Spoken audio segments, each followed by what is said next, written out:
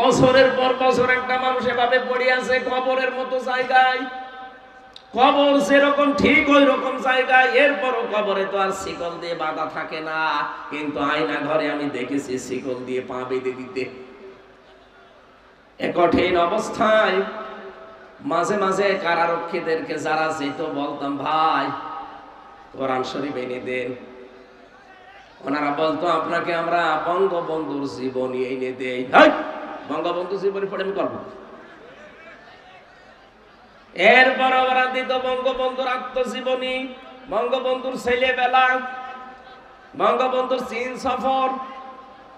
বাধ্য হয়ে শেষ পর্যন্ত একদিন বলেই ফেলেছিলাম যে ভাই আপনার কাজ পান না, বই নিয়ে আসতে বলি, তাফসিরের বই, কোরআনের বই, আর আপনি নিয়ে আসেন আল্লাহর ওলির জীবনী।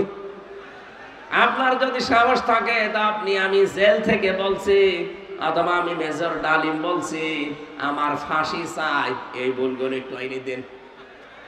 ওইসব বই পড়তে নেই। মাঝে মাঝে আমি খবর পাঠাতাম কারারক্ষীদেরকে দিয়ে। মাজলুম জননেতা, বাংলাদেশ জামাত ইসলামের কেন্দ্রীয় ভারপ্রাপ্ত সেক্রেটারি জেনারেল ছিলেন জনাব এটিএম আজহারুল ইসলাম। উনি আমার পাশের বিল্ডিং এ ছিলেন। ওনারে বলতাম, ওনার কাছে যে বলবেন আমির হামজা বই চেয়েছে, তাহলে আপনাকে বই দেবে। উনি মাঝে মাঝে অনেকগুলো বই আমাকে পাঠাতেন। বিশেষ করে কারাগারে রাত দিন জাইনাবাল গাজালির লেখা, এটা আমি প্রায় 7 বার পড়েছি এই 3 বছরে। এটা পড়লেই যেন আমার জীবনের কষ্টগুলো এমনি অম্লান হয়ে যেত। গত বছর এই ময়দানে আসার 1 ঘন্টা আগে আমাকে রাস্তা থেকে আপনারা ফেরত দিয়েছেন। যারা ফেরত দিয়েছিলেন কোথায় আপনারা? ওয়াকাযালিকা আখযু রাব্বিকা ইযা আখাযাল কুরা ওয়া হিয়া যালিমা ইন্না আখাযাহু আলীমুন শাদীদ। সূরা হুদের 102 নম্বর আয়াতে আল্লাহ জানিয়েছেন, হে নবী, এইভাবে করে আমি যারা পাপিষ্ঠ তাদেরকে পাকড়াও করি, আর আমার ধরা বড় শক্ত ধরা, কারণ তারা জালেম ছিল। এই জন্য পৃথিবীতে সবচাইতে বড় জালেম হচ্ছে কোরআনে কারিমের কাছে না আসা। অমান আযলামু মিম্মান ইফতারা আলাল্লাহিল কাযিবা ওয়া হুয়া ইউদআ ইলাল ইসলাম আল্লাহু লা ইয়াহদিল কওমাজ জালিমিন। সূরা সফের ভেতরে আল্লাহ জানিয়েছেন, আমি আল্লাহর দৃষ্টিতে সবচাইতে বড় জালেম ওই লোকটা যাকে ইসলামের দিকে ডাকা হয় কিন্তু সে আল্লাহকে মিথ্যা প্রতিপন্ন করে। এই 15.5 বছরে এটা সবচাইতে বেশি ছিল। বলেন তো, আমি যতদিন কোরআনে কারিম হাতে নিয়ে আপনাদের ডাক দিয়েছি, আমার বাবার দিকে ডেকেছি, আমার দাদার দিকে ডেকেছি। আমি তো কোরআনের দিকে ডাকতাম, আর আমি আন্দাজে ডাকি না, আমি বুঝে শুনে ডেকেছি। قل هذه سبيلي أدعو إلى الله على بصيرة أنا ومن اتبعني وسبحان الله وما أنا من المشركين। সূরা ইউসুফের 108 নম্বর আয়াতে আল্লাহ জানিয়েছেন, নবী আপনি বলুন এইটাই আমার পথ, আর আমি আন্দাজে ডাকি না, আমি বুঝে শুনে ডাকি। শুধু এটা আমার কাজ না, না ওয়ামান ইত্তাবানি, আমাকে যারা অনুসরণ করবে দুনিয়াতে তারা আল্লাহর দিকে মানুষকে ডাকবে। এ ঘোষণা কার? বিশ্ব নবীকে দিয়ে আল্লাহ এটা বলিয়েছেন যে আপনি বলেন আপনার অনুসারীদের প্রথম কাজ তারা আল্লাহর দিকে ডাকবে। হ্যাঁ, আমি জানি আল্লাহর দিকে ডাকতে গেলে কোরআনে কারিম দিয়ে আপনি ডাকবেন, দেখবেন আপনার প্রতি বিপদ আপদ মুসিবত আসতে থাকবে। ওয়ালি রাব্বিকা ফাসবির, আপনার রবের জন্য আপনি তখন ধৈর্য ধারণ করবেন। জোরে বলেন সুবহানাল্লাহ। সেই ধৈর্যটার সামনে নিয়ে আল্লাহ আমাদেরকে 3টা বছর ফাঁসির ওই কন্ডেম সেলের ভেতরে ওই জালেমরা রেখেছিল। আল্লাহ ধৈর্যও দিয়েছিলেন, কারণ 3টা বছর ওরা আমাকে যোগাযোগ করতেও দেয়নি। বাইরে কারা আছে কারা মরে গেছে আমি তাও জানতাম না, কারণ আমার মামলা দিয়েছে একটা ঠুনকো মামলা। অথচ রাখতো আমারে মার্ডার মামলার আসামে যেখানে থাকে ওই কন্ডেম সেলের ভেতরে। খাওয়া দাওয়া ঠিক মতো দিত না, কষ্ট এত বেশি দিয়েছে, এমনিতেই মানুষ যোগাযোগ বিচ্ছিন্ন হয়ে গেলে লোকটা পাগল হয়ে যায়। আপনারা আয়না ঘর থেকে যারা বের হয়ে আসে বাস্তবে চেহারার দিকে তাকবেন, লোকটা কিন্তু এলোমেলো করে তাকায়। আমি বহু মানুষকে মাটির নিচে পেয়েছিলাম যারা নিজের নাম পর্যন্ত জানে না।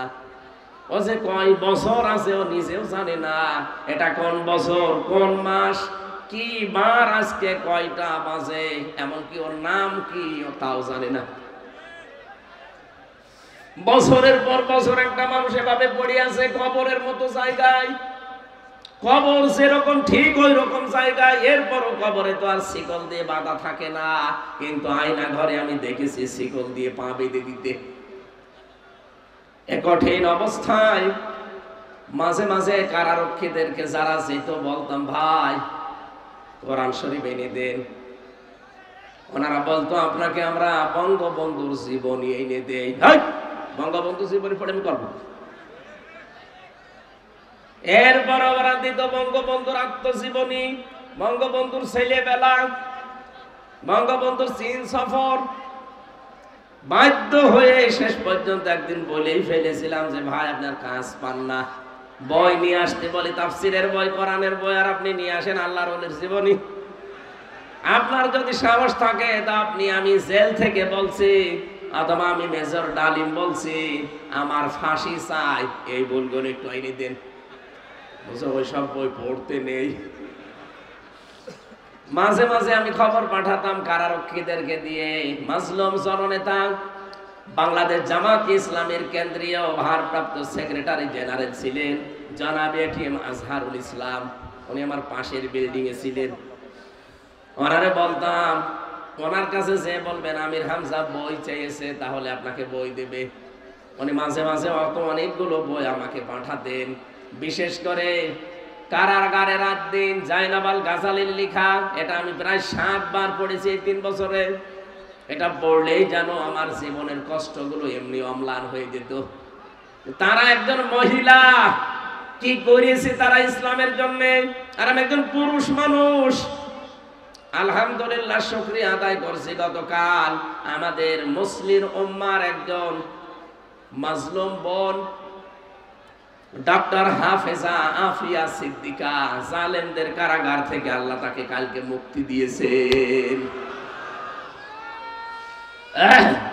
আলহামদুলিল্লাহ। ভাই এক কথা বলেন, আমরা চাচ্ছি মাজলুম মানুষগুলো এই বাংলাদেশের জেল থেকে একে একে অনেকে বের হয়ে যাচ্ছে।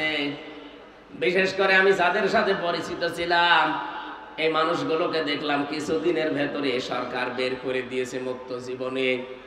জনাব লুৎফুজ্জামান বাবর একজন, গিয়াসউদ্দিন মামুন ভাই একজন, এরপরে মাওলানা জসিমউদ্দিন রহমানী একজন। সব মাজলুম। আমরা চাই এখান থেকে দাবি তুলতে, এই বাংলাদেশে মাজলুম জননেতা জনাব এটিএম আজহারুল ইসলামকেও মুক্তি দেওয়া হোক।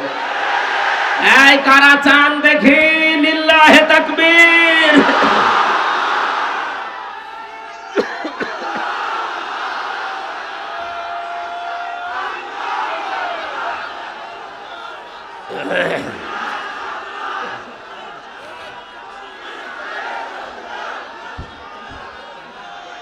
আলহামদুলিল্লাহ।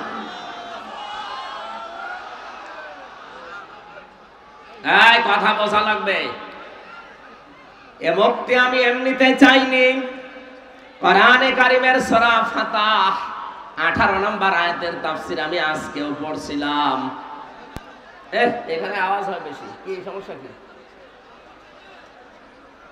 এখানে কেউ দাঁড়িয়ে থাকবেন না ভাই, সবাই বসে পড়েন। আপনারা কি আরম্ভ করেছেন? বেয়াদবি হয়ে যাচ্ছে। আল্লাহর রাস্তায় কথা বন্ধ করেন ভাই, খুব গুরুত্বপূর্ণ মেসেজ আজকে আছে, একটু একটু একটু একটু সময় দেন। আমি এমনিতে অসুস্থ, এই একটা মাহফিলের জন্য আমার আজকে প্রায় যাওয়া আসা মিলে 2000 কিলো রান করা লাগছে। কোথায় চট্টগ্রাম বিভাগে ছিলাম, আজকে এসেছি আবার কালকে চট্টগ্রাম বিভাগে, সবগুলো তাও দিনের বেলা।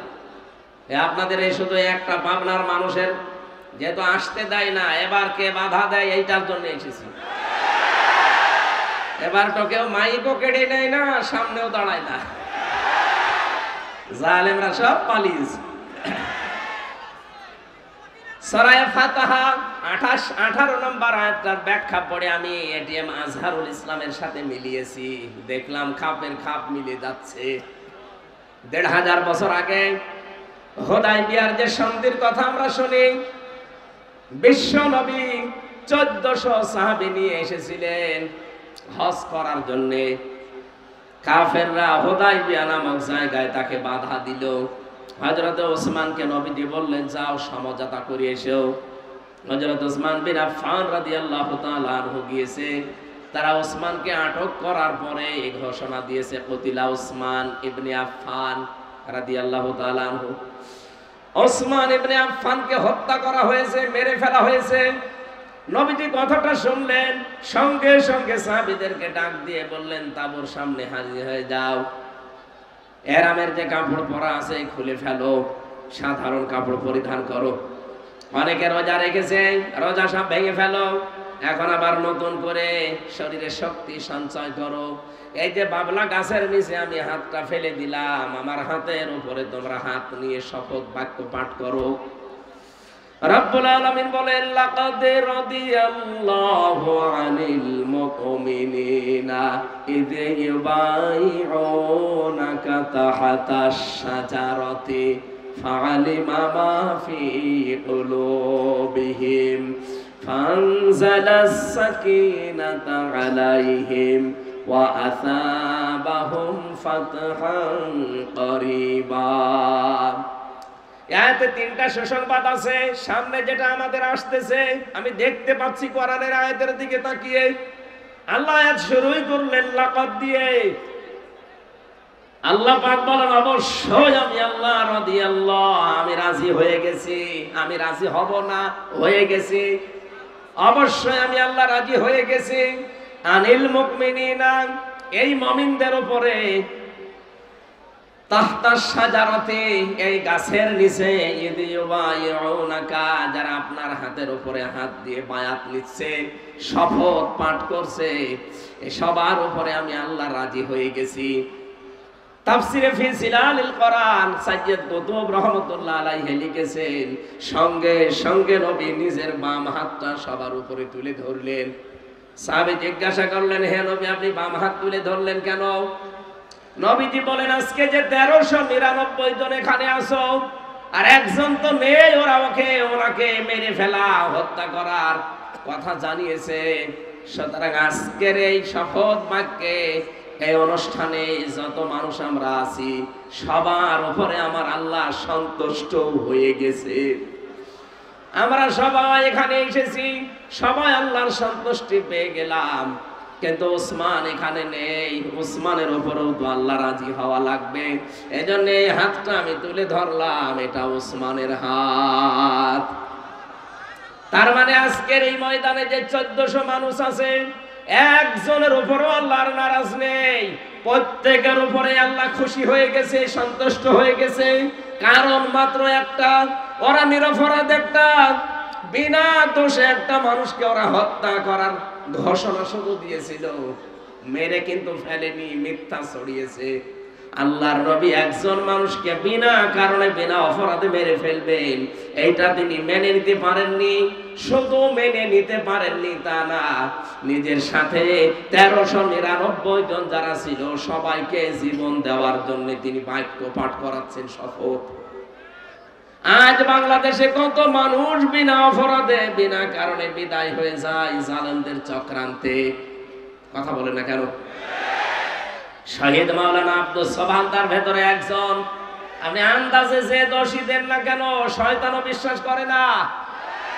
শহীদ আল্লামা দেলাওয়ার হোসাইন সাইদি, শহীদ মাওলানা মতিয়ার রহমান নিজামী রহমতুল্লাহ আলাইহি, যতগুলো শহীদ হয়েছে আপনি তাদের পেছনের জীবন খোঁজ খবর নিয়ে দেখবেন, যে দোষে তারা দোষ দিয়েছে, একটা দোষ তাদের জীবনে ছিল না। আপনার দোষ নেই, আপনি যে গণহত্যার সাথে জড়িত, আপনার দোষ নেই। 2006 সালের 28শে অক্টোবর জসিম ভাইকে আপনি পিটিয়ে মারার পরে তার লাশের উপর ড্যান্স দিয়েছেন। পৃথিবী ভুলে যায়নি। আমি সিরাজগঞ্জ থেকে একবার আসছিলাম, তখন বাসে আসতাম, 7 সাল তখন। ছোটখাটো ওয়াজগুলো আমাকে নিয়ে মানুষ করাতো, তখন আর গাড়ি নিয়ে যাওয়া দূরের কথা, বাসে গেলেও টাকা দিত না। 300 টাকা দিয়েছে কুষ্টিয়া থেকে সেই সিরাজগঞ্জে, যাওয়া আসা ভাড়াই লেগে যায় 220 টাকা। ওই সময় বাসে এসে শেষ করে এক ড্রাইভারের পেছনে বসে আছি, দেখলাম গাড়ি চলতে চলতে হঠাৎ বাম দিয়ে চালিয়ে দিল। ড্রাইভারকে বললাম, আপনি এমন করলেন? হুজুর দেখেন একটা মরা কুকুর পড়ে আছে, আমি ডবল করে ওর গার উপরে চাকা চালিয়ে দেব, আমার বিবেক নেই। আমি বললাম, আরে ভাই, ও তো মরা কুকুর, তো মরে গেছে, ওকে মারলে কি আর না মারলে কি? ড্রাইভার আমার দিকে তাকিয়ে বলছে, হুজুর আপনি কি আসলে হুজুর নাকি ভয় ধরেছেন? আপনি কেমন হুজুর? আপনি দেখেন যে একটা মরা কুকুর পড়ে আছে, আমি ডবল করে গাড়ি চালাবো, আমার বিবেক কি মরে গেছে? হ্যাঁ, এইটা শোনার জন্য আমি ছিলাম। আপনার নাম কি? বলছে সুব্রত। তার নাম শুনে বুঝলাম ওর ঈমান নেই, কিন্তু বিবেক আছে। কথা বলেন না কেন? ঈমান নেই, কি আছে? বিবেকের তাড়নায় সে মরা জিনিস যদিও নিকৃষ্ট, তারপরে ডবল করে মারল না, গাড়ি বাম দিয়ে চালালো, তারপর ডাইরেক্ট দেয়নি, বিবেকে বাধা দিয়েছে। আর আপনি মানুষ, আপনি একজন হাজী সাহেবা, কিসের ঈমান আপনার? আপনার ঈমানও নেই, বিবেকও নেই। জীবিত মানুষের একটা লাঠি বৈঠা দিয়ে আপনি লগি বৈঠা দিয়ে পিটিয়ে মেরে ফেলার পরও যদি ছেড়ে দিতেন না, লাশের উপরে ড্যান্স দিলেন। আপনার বিবেক কিছুই নেই, বিবেকের উপরে কুকুরে পেশাব করেছে, বলেন নাউজুবিল্লাহ। এই জন্য আমরা এই বাংলার 18 কোটি মানুষ এখন চাই 2006 28 অক্টোবর থেকে শুরু করে 24 সালের 5 অক্টোবর পর্যন্ত যত মানুষ হত্যা হয়েছে প্রতিটি হত্যার বিচার করা লাগবে। কথা বলেন না কেন? ওরা একজন মানুষকে হত্যার কথা জানিয়েছে, এজন্য যদি নবী 1399 জন রেডি করিয়ে শুরু রেডি করেননি, ফরজ 2টা বিধান লঙ্ঘন করেছেন, একটা হজ আর একটা রোজা, বলে পরে করে নেব, আগে হত্যার বিচার না করে কোনোদিন আর মদিনায় ফেরত যাব না। ওরা এই ঘোষণা শোনার পরে হযরত ওসমানকে ছেড়ে দিয়েছে। আমার তো মনে হচ্ছে আজকের এই বিশ্বে 210 কোটি মুসলমান আমরা তামাম দুনিয়ায়, কত 57টা মুসলিম রাষ্ট্র, এতগুলো মুসলিম রাষ্ট্র থেকে যদি একবারে এই মাসলুম লোকটার পক্ষে আমরা আওয়াজ তুলতে পারি যে না, বিনা অপরাধে কাউকে আমরা মেরে ফেলতে দেব না, আর কতদিন রাখবেন আপনি এভাবে কষ্ট দিয়ে? আমার মনে হয় আমরা যদি শপথ বাক্য পাঠ করতে পারি, ওই 1399 জনের উপরে আল্লাহ যেমন রাজি হয়ে গিয়েছিলেন, আমাদের উপরও আল্লাহ রাজি হয়ে যাবেন। কিন্তু পরে 3টা কথা আছে, ফালিমা মা ফি কুলুবিহিম।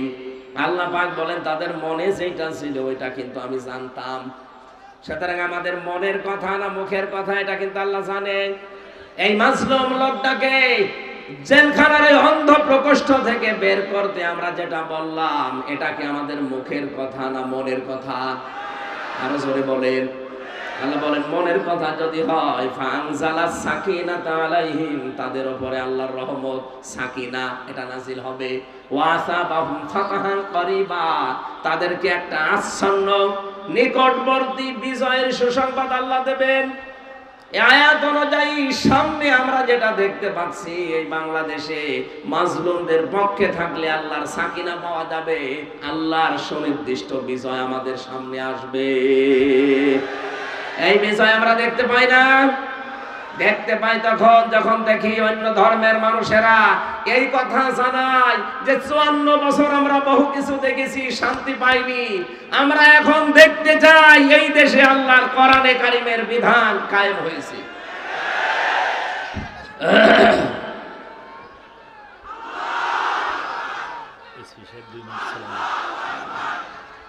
সুতরাং সত্যের পক্ষে, ন্যায়ের পক্ষে, ইনসাফের পক্ষে আমাদের দাঁড়ানো লাগবে। আজকের এই আহ্বান এই আয়াত থেকে সুনিশ্চিত এবং নিকটবর্তী বিজয়ের সুসংবাদ আল্লাহর পক্ষ থেকে পাওয়া যাবে।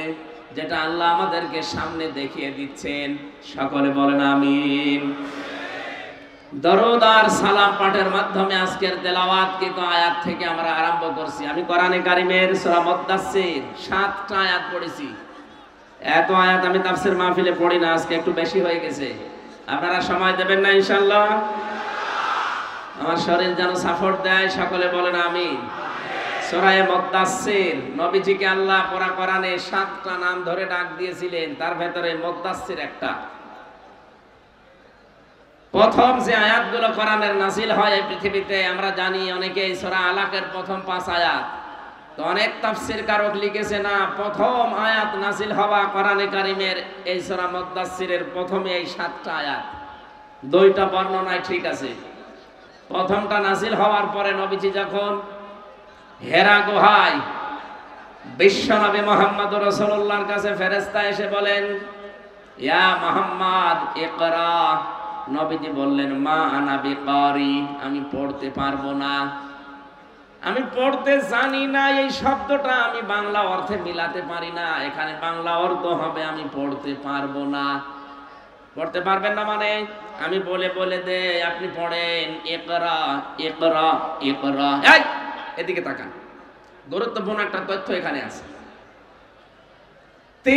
তিনবার তিনি বললেন মুহাম্মদ পড়েন, তিনি বললেন আমি পড়তে পারবো না, আমি পড়তে জানি না। এ শব্দ আমরা যদিও বাংলায় অর্থ করি, বাংলা অর্থ হবে আমি পড়তে পারবো না। কেন পারবেন না? ফেরেশতা জিবরাইল চতুর্থবার যখন বললেন ইকরা বিসমি রাব্বিকাল্লাযী খালাক খালাকাল ইনসানা মিন আলাক ইকরা ওয়া রাব্বুকাল আকরামুল্লাযী আল্লামা বিল কলাম আল্লামাল ইনসানা মা লাম ইয়ালাম। জিবরাইলের পড়া শেষ, এটা তাফসীরে হাক্কানি থেকে বলছি। সঙ্গে সঙ্গে নবীজি আরম্ভ করলেন বিসমি রাব্বিকাল্লাযী খালাক। জিবরাইল জিজ্ঞাসা করেছিলেন, নবী হে মুহাম্মদ, 3 বার আপনাকে আমি বললাম পড়তে, আপনি পড়লেন না। এবার আমি 5টা আয়াত পর পর তেলাওয়াত করলাম, আপনি যে আরম্ভ করে দিলেন। নবীজি প্রশ্ন ছড়ে দিলেন, ইয়া আখি জিবরাইল, হে ভাই জিবরাইল, বারবার আপনি আমাকে শুধু বলেন যে পড়ো পড়ো পড়ো, ওতে আমি কি পড়বো? আমি তো যার তার নামে পড়তে পারি না, আমি তো দরগার নামে দুর্গার নামে বাবার নামে পড়তে পারি না। যখন এই বলেছেন বিসমি রাব্বিকা, রবের নামে পড়েন, আমি কিন্তু আর দেরি করি নাই, এমনকি 1 আয়াতও পড়ি নাই, সঙ্গে সঙ্গে আপনার সাথে আমি 5 আয়াত পড়েছি। জোরে বলেন আল্লাহু আকবার। এখান থেকে নবীজি তার উম্মতদেরকে কিয়ামত পর্যন্ত শিক্ষা দিতে চাইলেন, আমার উম্মতেরা পৃথিবীতে যদি লেখাপড়া করতে হয় এই পৃথিবীর কারো নামে পড়া জায়েজ নেই, পড়তে হবে কার নামে? আরো জোরে বলেন কার নামে? এ পাবনা দারুল আমান ট্রাস্টে পড়া হয় কার নামে?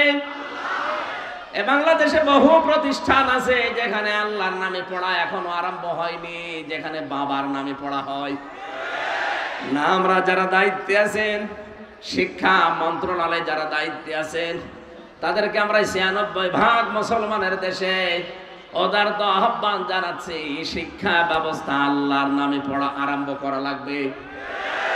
আপনারা এই দাবির পক্ষে আছেন না? বলেন।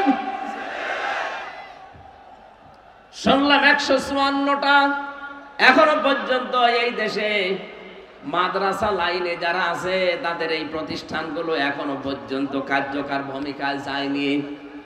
বিশেষ করে শিক্ষার দায়িত্বে যারা আছেন,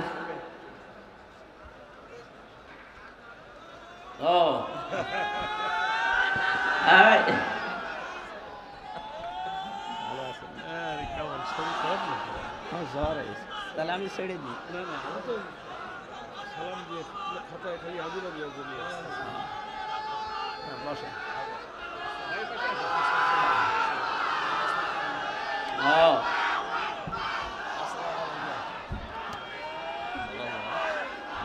বাতাসটা তোমার খুব জরুরি, ভাইরে যাচ্ছে তো।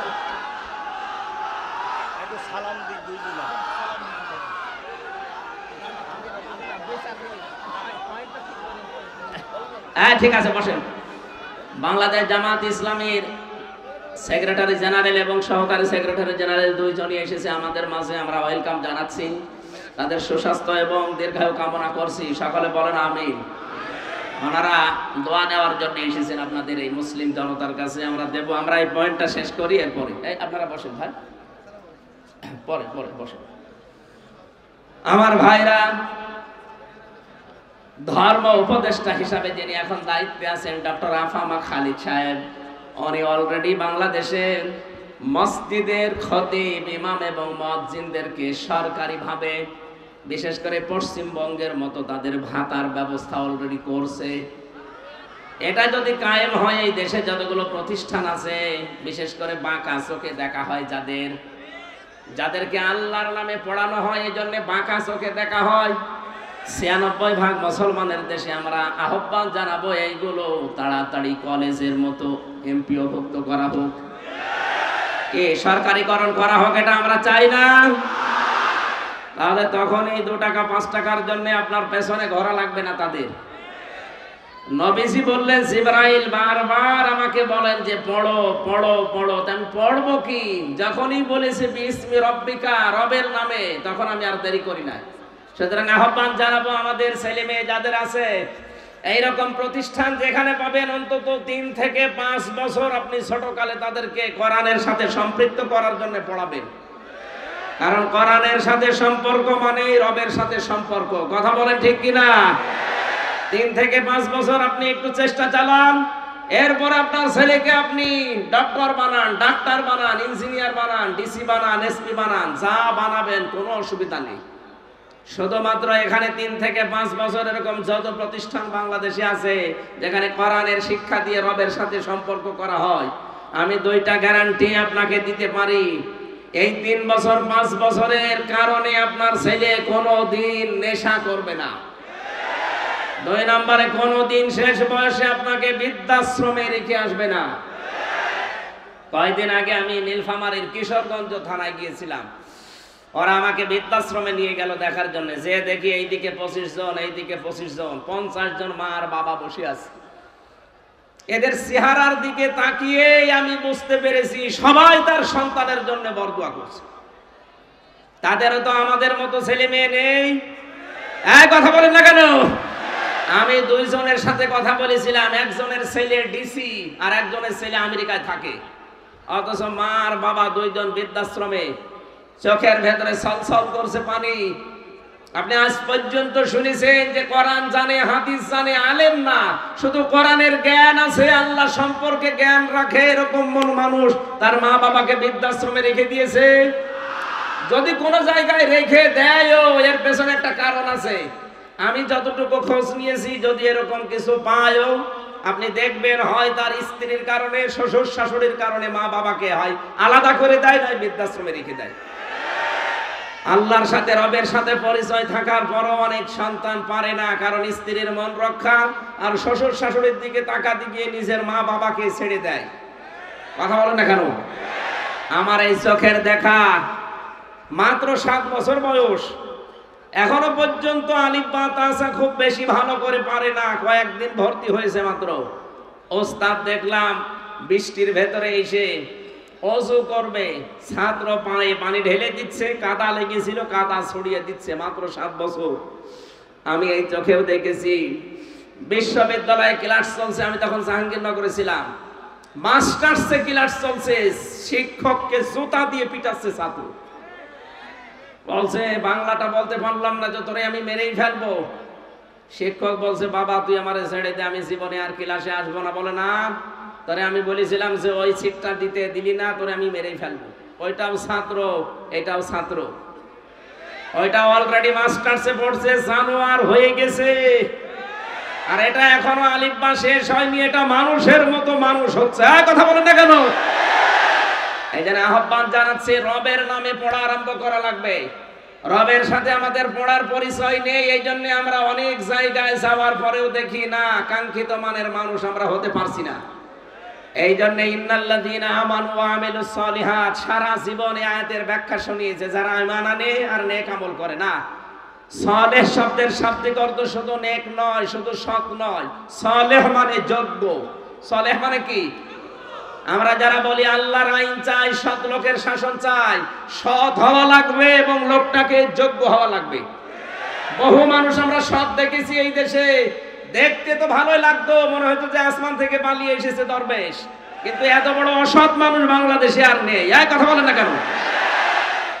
আমি নিজে দেখেছি, আমার মাথায় যখন দড়ি দিয়ে কোর্টের বারান্দা নিয়ে গিয়ে যাচ্ছিল, এই দরবেশ বাবা আমার সামনে ছিল।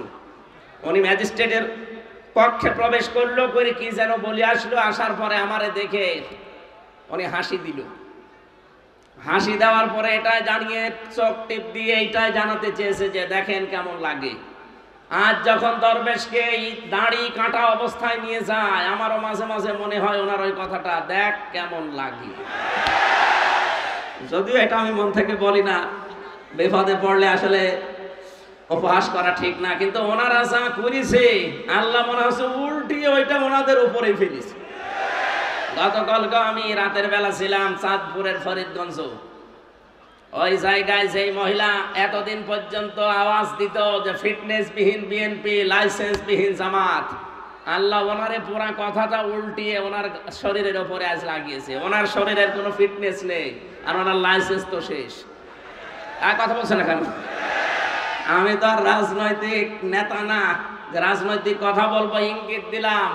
দুনিয়াতে যে যা করছেন ওইটা কিন্তু আল্লাহ উল্টিয়ে আপনার উপরে ফেলে দেবে। এই জন্য এমন কিছু করবেন না। সালেহ মানে কি বলছিলাম যেন? যোগ্য। জোরে বলেন কি? এই জন্য এই যোগ্য করে করে তুলতে হলে এই দেশে যারা কাজ করছে মানব জাতির পেছনে, আপনি তাদের কাছে থাকবেন। কারা কাজ করছে আপনার বিবেক আছে, আপনি দেখে নিন। যারা ছোটবেলা থেকে গড়ে তুলতে চায় আপনার সন্তানকে, আপনার ছেলেকে, আপনার মেয়েকে, আমি যেহেতু এখনো পর্যন্ত এরকম বয়সে আছি, এজন্য আমার এই চোখে আমি যা দেখতে পাচ্ছি তাই আপনাকে শোনাচ্ছি। যারা মানুষকে সৎ এবং যোগ্য করে গড়ে তুলতে চায়, আপনার ইমানি দায়িত্ব হবে এখন আপনার ছেলে মেয়েকে ঠিক তাদের কাছে নিজে হাত ধরে দিয়ে আসা। নয়তো শেষ বয়সে আপনাকে বৃদ্ধাশ্রমে থাকা লাগবে, অথবা আপনার ছেলেকে দেখবেন বিভিন্ন নেশা ভান করে আপনার সামনে এসে উল্টাপাল্টা গালিগালাজ করছে। আল্লাহ আমাদেরকে হেফাজত। আমার ভাইরা, বিশ্বনবী বাড়িতে আসলেন, খাদিজাতুল কুবরাকে বললেন আমাকে ঢেকে দাও। হযরতে খাদিজা ওই দিন তাকে সেই কয়টা কথা বলেছিলেন, গুরুত্বপূর্ণ ছিল। প্রথম, ইন্নাকা লা তাসিলুর রাহিমা ওয়া তাহমিলুল কাল্লা ওয়া তাকসিবুল মা'দুমা। হে আমার স্বামী, হে কাসেমের পিতা, আপনি ভয় পাবেন না। কোন জ্যেষ্ঠ জিন পরি এগুলো আপনাকে ভয় দেখাতে পারে না, কারণ এই পৃথিবীতে আপনি মানুষের সম্পর্ক রক্ষা করে চলেন। পাবনাবাসী হযরতে খাদিজাতুল কুবরার এই কথা থেকে প্রতীয়মান হয় যে মানুষ আমরা দুনিয়াতে মানুষের সম্পর্ক ঠিক রাখতে পারি, বিশেষ করে আত্মীয়তার সম্পর্ক, রক্তের সম্পর্ক, দলীয় সম্পর্ক, জনগণের সম্পর্ক, এগুলো যারা এই পৃথিবীতে আমরা ঠিক রাখতে পারি, তাদের ভেতর থেকে যত রকমের ভয় আছে আমার আল্লাহ নিজের পক্ষ থেকে দূর করে দেন। বলেন সুবহানাল্লাহ। এই কথাটা জানাতে এই রজব মাসে বিশ্ব নবীকে এখান থেকে লক্ষ লক্ষ মাইল দূরের পথ, 27টা বছর তাকে আল্লাহ নিজের কাছে রেখে মাত্র 14টা জিনিস যে তাকে শিখিয়েছিলেন, তার প্রথম নাম্বারে এই সম্পর্কটা রব্বুল আলামিন তাকে জানিয়ে দিলেন, রাব্বুকা আল্লা তা'বুদু ইল্লা ইয়্যাহু ওয়া বিল ওয়ালিদাইনি ইহসানা। খুব ভালো করে শুনবেন। 53টা বছর, 40 বছরে তিনি নবুয়ত পাওয়ার পরে 13টা বছর জুলুম, অত্যাচার, নির্যাতনের স্টিম রোলার তার উপরে চলছে। তিনি 3 বছর শিয়াবে আবি তালিবের 3টা বছর তিনি জেলখানায় ছিলেন। এই কঠিন পরিস্থিতির পরে আমার আল্লাহ তাকে সুসংবাদ দিলেন, হে নবী, আপনাকে আমি সামনে একটা কল্যাণময় রাষ্ট্র পরিচালনার দায়িত্ব দেব। এই জন্য যেদিন হিজরত করার সময় তাকে আল্লাহ নিজে শিখিয়ে দিয়েছিলেন, মিল্লাদুনকা সুলতানান নাসীরা। হে নবী, আপনি এই কঠিন মুহূর্ত পার করবেন। আজকে চারিদিকে 24 জন কাফের আপনাকে ঘিরে রেখেছে। আপনার বাড়ি এখান থেকে পথও সেরকম না, বিশাল কঙ্কটা কাঁটাযুক্ত এরকম কঠিন একটা পথ আপনাকে পাড়ি দেওয়া লাগবে, প্রায় 600 কিলোমিটারের মতো, 450 মাইল। এই বিশাল পথ পাড়ি দিয়ে যেখানে যাবেন ওই জায়গায় আপনার সব লোক আপনার পক্ষে না। এই বিশাল কাজ কারবার গুলো করার পর একটা রাষ্ট্র আপনাকে আমি আল্লাহ উপহার দেবো। এই জন্য দোয়াটা আপনি আমার কাছে করেন। আজ যারা কথা বললেই বলেন মাওলানা মানুষ, হুজুর মানুষ, পীর সাহেব মানুষ, এরা ময়দানে আসবে কেন? এরা পরিবার সমাজ রাষ্ট্র নিয়ে এরা কথা বলবে কেন? কথা বলতে গেলে এদেরকে আপনি ধর্ম ব্যবসায়ী বানিয়ে দেন, এদের নামে আপনি এই ট্যাগটা দিয়ে দেন। ভালো করে শোনেন, আল্লাহ নিজে নবীকে শিখিয়েছেন যে আমার কাছে দোয়া করেন যে একটা কল্যাণকর রাষ্ট্র ক্ষমতা আমাকে দাও যার ভেতরে তোমার সাহায্য থাকে। এজন্য মানুষকে বানানোর যে 3টা উদ্দেশ্য আমরা পুরা কোরআনে পেয়েছি, তার প্রথম উদ্দেশ্য আল্লাহ জানিয়েছেন, এদিকে তাকান, ইন্নী জাইলুম ফিল আরদি খলিফা। ফেরেশতাদেরকে আল্লাহ বলেছিলেন আমি পৃথিবীতে মানুষ পাঠাতে চাই। কি হিসাবে পাঠাবো? আমার খলিফা হিসাবে। খলিফা মানে প্রতিনিধি, খলিফা মানে জবান খোলেন, খলিফা মানে কি? আল্লাহর যেই কাজটা করার দরকার উনি না করে ওনার প্রতিনিধি পাঠিয়েছেন, সেইটাই আমরা। প্রতিনিধিকে আল্লাহ পাঠালেন কোথায়? জাইলুম ফিল আরদি, জমিনে। কোন জায়গায়? আরো জোরে বলেন। আপনাবাসী জবান খুলে উত্তর দেবেন, আমরা কি আজ আল্লাহর খলিফা হিসাবে জমিনে আছি? না, জমিনটা জালেমরা ফাঁকা পেয়েছে, এই জন্য তো 180 মাইল বেগে চালাচ্ছিল। হঠাৎ আমরা যখন জমিনে খানকা থেকে, মাজার থেকে, বিভিন্ন মাদ্রাসা থেকে, মসজিদ থেকে, বিভিন্ন ঘর বাড়ি থেকে যখন জমিনের ভেতরে এসে দাঁড়িয়েছি, জালেমরা তখন অলরেডি পালিয়ে গেছে। জমিন এখন ফাঁকা। এই মুহূর্তে আল্লাহর খলিফাদের কাজ হবে তার খেলাফতে জমিনে কায়েম করা। 3টা উদ্দেশ্যের কথা বলছিলাম, তার প্রথম এইটা। রব্বুল আলামিন বলেন, ফেরেশতারা আমাকে জিজ্ঞাসা করছিল, আল্লাহ তুমি কি এদেরকে তাসবিহ তাহলিল জিকির আজগারের জন্য বানাবে নাকি? আল্লাহ সব জবাব দিয়েছেন, না, তাসবিহ তাহলিল জিকির আজগারের জন্য আমি খলিফা দুনিয়ায় পাঠাবো না, আমি জমিনে খলিফা পাঠাতে চাই আমার আইন প্রতিষ্ঠা করার জন্য। বলেন মারহাবা। আল্লাহর যে উদ্দেশ্য, সেই উদ্দেশ্য যারা সফল করতে চায় তারাই আমার আল্লাহর আসল বান্দা। আপনি রহমানের বান্দার যে 13টা গুণ পাবেন সূরা ফুরকানের ভেতরে, তার ভেতরে এইটা আছে। রহমানের বান্দা তারা যারা এই জমিনে আল্লাহর বিধানকে, এই ফুরকানকে কায়েম করার জন্য যারা চেষ্টা চালায়।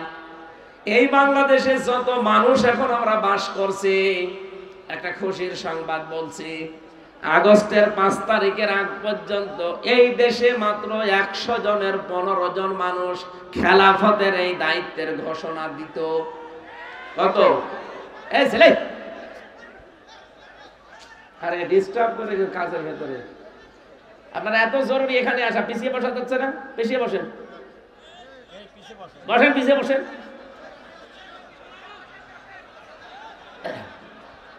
এই কথা বলা যাবে না, কথাগুলো বোঝেন। পাবনাবাসী গুরুত্বপূর্ণ এই বিধানটা পালন করার জন্য আল্লাহ রাব্বুল আলামিন আমাদেরকে যেখানে পাঠিয়েছিলেন, ফেরেশতারা যখন জিজ্ঞাসা করেছে আল্লাহ এদেরকে কি জিকির করার জন্য, তাসবিহ করার জন্য পাঠাবে? আল্লাহ বলেন না, আমার বিধান কায়েমের জন্য। এইজন্য ফুরকানের থেকে যে উদাহরণ দিলাম, রহমানের বান্দা আমরা যারা এই দেশে আছি দাবি করতাম এতদিন, আমি একটা জরিপ পেয়েছিলাম, 100 জনের মাত্র 15 জন চাইতো এ দেশে আল্লাহর বিধান কায়েম হোক আগস্টের 5 তারিখের আগে। অথচ 4.5 মাস পরে জানুয়ারিতে একটা রিপোর্ট পেয়েছিলাম, এই দেশে এখন 100 জনের 58 জন মানুষ চাচ্ছে আল্লাহর বিধানে জমিনে কায়েম হোক। কয়েক মাসের ব্যবধানে মানুষের পরিবর্তন এত এসে গেছে, হিন্দু পর্যন্ত এখন চাচ্ছে কোরআনের বিধান কায়েম হোক। কয়েকদিন আগে জামাত ইসলামের শ্রদ্ধাভাজন আমির জামাত গাইবান্ধায় গিয়েছিলেন। একজন পুরোহিত, একজন ঠাকুর, হিন্দু বেটা, উনি আগে বক্তব্য দিতে গিয়ে জানিয়েছেন এই দেশে কোরআনের বিধান কায়েম হলে আমরা সবচাইতে বেশি নিরাপদে থাকতে পারবো। এই জন্য জালেমদের তো মাথা খারাপ এতদিন ছিল, এখন অনেক মুনাফিক মানুষের মাথা দেখছি খারাপ হয়ে গেছে। ওরাও তো এগুলো দেখে যে হচ্ছেটা কি। এই জন্য মাওলানা মিজানুর রহমান আজহারী একটা কি যেন টাচ দিয়েছে, অনেকের মাথায় গিয়ে লিখেছে। উনি শুধু টাচ দিয়েছিল, এতদিন এক দল খেয়েছে আর এক দল খাওয়ার জন্য রেডি হয়ে আস।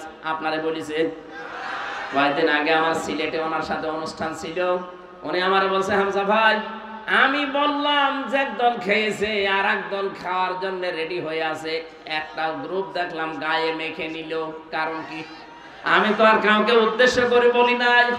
এই দেশে 48টা প্রায় নিবন্ধিত দল, আরো আছে নিবন্ধনের বাইরে, সব মিলে প্রায় 73টার উপরে। কারো গায়ে লাগে না, আপনার গায়ে লেগেছে কোন কারণে?